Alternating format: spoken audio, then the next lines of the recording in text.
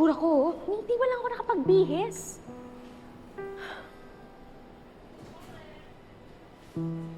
Ikaw, ano bang pumasok sa isip mo? Gusto mo ba na ang impresyon ng lola at lola mo ay pasaway ka? Paano natin makukuha yung loob nila kung ganyan ang pinapakita mo?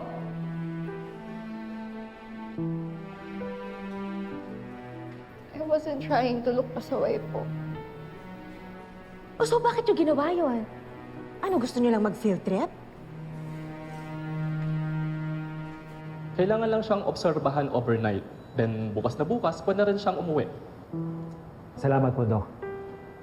How about yung other patient po, si Ashley, yung pamangkin ko? Cleared na rin. Actually, kaka-discharge ko lang rin sa kanya. I'll just finish my rounds, then balikan ko si Jasmine later. Okay? Excuse me. Gusto ko pong tumakas. Kahit sandali lang. Sa bahay.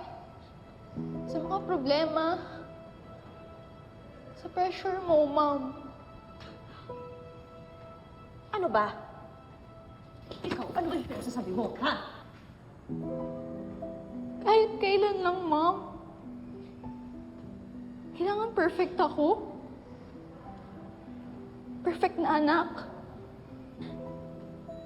Perfect student. Perfect everything. Hindi po ako makahinga, Mom.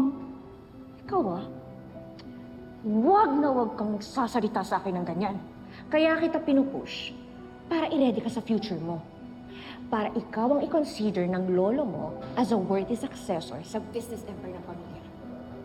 That's what you want, Mom. What about what I want? Minsan hindi po kayo nagtanong tungkol sa dreams ko. What I'm really happy about?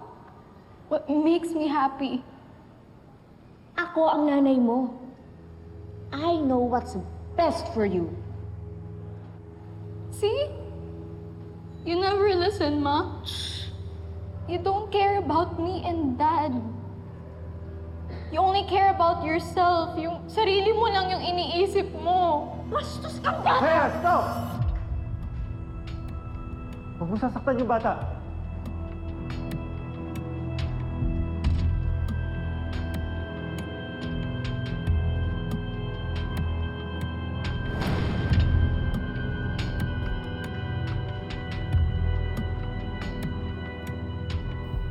Bakit ba nangingialam ka?